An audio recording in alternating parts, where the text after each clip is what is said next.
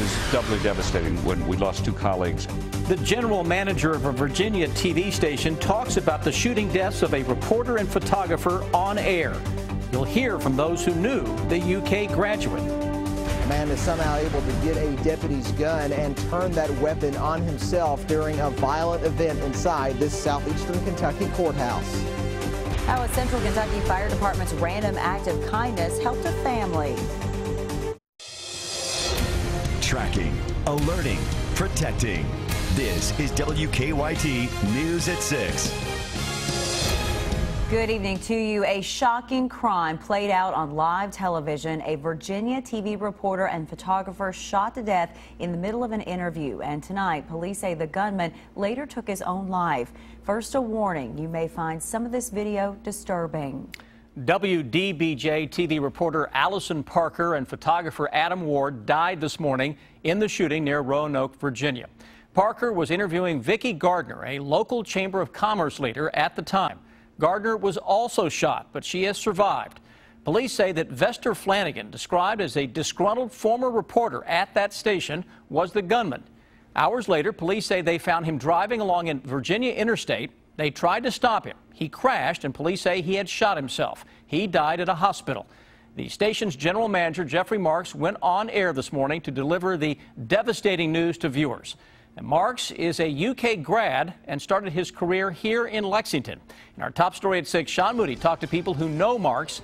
They praised the way he handled a very difficult situation. Well, the WDBJ general manager has gotten a lot of credit today for the way he handled that difficult situation. It turns out he's got a Kentucky connection. He graduated here from the University of Kentucky and was just this spring inducted in the Kentucky Journalism Hall of Fame. It was the worst news imaginable for people who work in the news industry this morning. Tim, it is my very, very sad duty to report that. That's WDBJ General Manager Jeffrey Marks. He had to go on the air with the devastating news that two members of their team had been killed while live on the air. Allison and Adam died this morning shortly after 6:45 when the shots rang out. Marks got a lot of praise for how he handled this horrific situation. People here in Lexington who knew him say that's no surprise. I mean, Jeff has always been the consummate professional. John Bobel has known Marks for more than 30 years. He says his friend has always been able to maintain his composure. That's a quality that was very much needed today when Marks had to continue doing his job while at the same time realizing he just lost two of his work family. Covering the death of family and the news event, trying to maintain that separation, it's impossible. It's horribly difficult.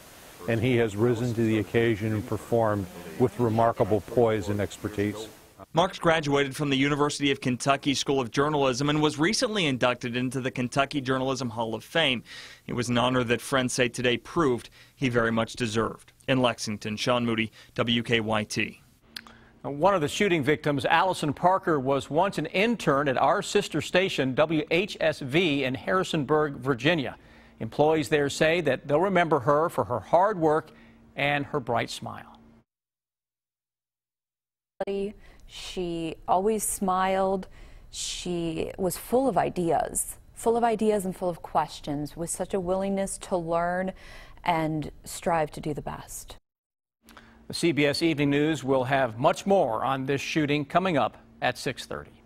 There are new developments tonight in the ongoing marriage license case involving the Rowan County Clerk's Office. This afternoon, a panel of the U.S. Sixth Circuit Court of Appeals denied Clerk Kim Davis's motion to stay a federal judge's injunction, which ordered her to issue marriage licenses. A temporary stay remains in effect until Monday. The ACLU sued Davis after her office refused to issue marriage licenses when the U.S. Supreme Court legalized same-sex marriages nationwide. Tonight, we are learning more about a deadly shooting inside a southeastern Kentucky courthouse. Police now say a drug suspect grabbed a bailiff's gun and killed himself.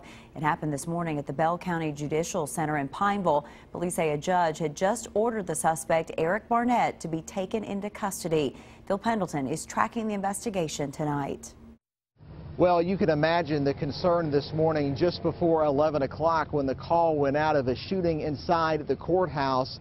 Police swarmed this area. In fact, they had caution tape surrounding these poles here. All of these streets around the courthouse were closed. Responded to a call of a person armed with a gun is how it came in to us in the judicial building. Police say they soon learned that a man in court for a drug court hearing was able to get a bailiff's weapon after the two had a fight in the elevator. We do know that Eric Barnett, age 25, of Pineville, was here for a court appearance and then was taken into custody. Police say Barnett was not in handcuffs and that he fought with the court security officer while the two were headed down to the basement en route to the jail. We'll, of course, do an internal investigation, and if it's anything that deals with that sort of a thing, that's something to correct, something to work on, and to see what the circumstances, the environment was around the situation. The court security officer was not hurt, but the sheriff says there was a level of panic and great concern in the moments after it happened. The officer wasn't hurt, but traumatized by the events. We really want to extend prayers to the family, and I would ask for prayers for the officers involved. And both Kentucky State Police and the Sheriff's Department say they are still investigating the circumstances surrounding what happened. In Bell County, Phil Pendleton, WKYT. Well, again, we don't know the circumstances surrounding Barnett's drug court hearing that then caused that judge to order him to jail. Tonight, police are trying to track down an inmate they say walked away from the Blackburn Correctional Complex in Lexington. Corrections leaders say that 26-year-old Justin Canada left the minimum security prison about 2 o'clock this afternoon. He had been serving a 15-year sentence for robbery and wanton endangerment convictions out of McCreary County. Canada would have been eligible for parole next August. This afternoon, a 17-year-old charged in connection to the shooting death of a man at a Lexington park entered a guilty plea. Police charged Damian Sanders with manslaughter after the death of Antonio Franklin last year. Today in court, Franklin's mother had a message for Sanders. Monique Blair joins us now live with more. Monique? Well, Amber, today 17-year-old Damian Sanders entered a guilty plea to second-degree manslaughter, telling the judge he was shooting that day because he was being shot at. The judge sentenced him to 7 years. I want to know why you were in Duncan Park that day.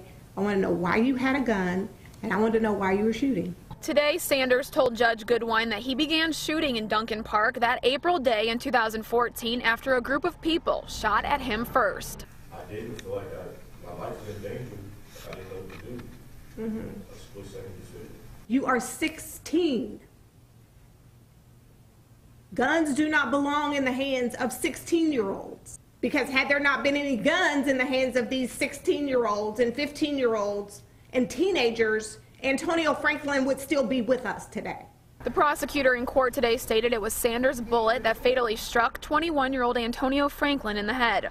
Today, Franklin's mother addressed Sanders in court, and afterwards she told me how she felt about Sanders pleading guilty. But after today and watching him, I do forgive Damian, and I want him to do better. And, you know, I expect him to behave and learn from this tragedy. Now, Sanders will spend the next 6 months at the Department of Juvenile Justice because he doesn't turn 18 until August 31st. After 6 months, he'll have another sentencing hearing where the judge can sentence him to probation or to the Department of Corrections. Reporting live in Lexington, Monique Blair, WKYT. Monique, thank you. 3 other men also face charges in connection to Franklin's death. They'll be back in court next month. A Madison County teacher accused of having sex with a student made her first court appearance today. During a video arraignment, 24-year-old Brandy Whitaker pled not guilty to sexual abuse, rape, and sodomy charges. She's a biology teacher at Madison Southern High School. Berea police say Whitaker had sex with a 16-year-old student twice over the summer, once at a park and again at her house. Madison County schools have suspended Whitaker with pay pending the outcome of the investigation. A stretch of fall-like weather continues across the Bluegrass tonight, and as Chief Meteorologist Chris Bailey's been telling us, don't expect a change for now. Yeah, we look to be in pretty good shape over the next several days still across central and eastern Kentucky. We are getting a nice little payback from all the ugly, soggy summer weather that we've had a little earlier this year. We look at our live sky cam right now in Lexington. Got a little cloud cover out there, though, still. The pleasant temperatures. Most areas 70 to 75. Humidity, bone dry. 46% in August. That's about as dry as you're going to get. Winds are coming at us now out of the northeast at around 7 miles per hour. The farther east that you live, the cooler those readings this afternoon. 70 right now into Jackson, 72 Moorhead, Mount Sterling into the Maysville area. A little more in the way of at least a peak or two of sun across parts of the Bluegrass region. Let's hit the fast forward button, shall we? Let's go through the evening. Let's find those numbers that will continue to be on the cool side with a lot of upper 50s to around 60 showing up by 11. First thing tomorrow morning, many areas into the low 50s with a partly cloudy sky that will be noted tomorrow afternoon. Very similar to what we have out there today, although we may tack on a degree or two on top of your thermometer. But guys, we're seeing some changes now showing up as we get ready to flip the calendar from August to September, and I'll show you what that means to your 7-day forecast here in just a few minutes. A woman's family calls it a random act of kindness. A group of Georgetown firefighters stepped in to help when the wheelchair ramp at her home needed repairs. New at 6, Miranda Combs shows us what those firefighters did. My mother's house, this very house, has been what has fed many of the people along the way. Siblings Rhoda Ragland and Demetrius McIntyre keep a close watch over their bedridden mother in this house. Somebody said, if you go to Aunt Beck's, you at least get a meal, a smile, and to know that somebody cares. This is Rebecca Harris. She's a 65-year-old stroke patient. In the last 2 weeks, she's been transported to the hospital 4 times. Every time firefighters come out to help, they have to deal with a decaying, sometimes slippery ramp to take Mrs. Harris out of the home. At times, firefighters would get hurt themselves because of the ramp. By them falling, there's a great potential that they could lose her and let her fall as well, and they wanted to make sure that never happened. So members of the Georgetown Fire Department decided to do something about it. We love the job we do, and when we get a chance to give back to the public, we try to take advantage of it and help all we can. So no one from the house knew it, but a fire crew showed up and, with permission, laid down slip-resistant strips on the ramp. That just doesn't happen. Random things people are doing here lately is blowing our mind because it has to be God.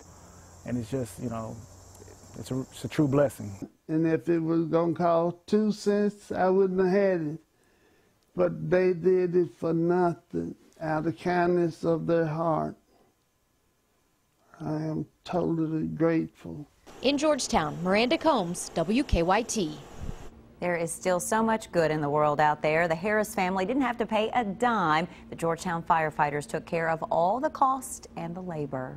Good to report that kind of story. Absolutely. She's been renting her home for decades, but now how a Lexington woman's dream of home ownership is about to come true. And then with parking limited for the Breeders' Cup at Keeneland, how the track is helping fans get to the big event.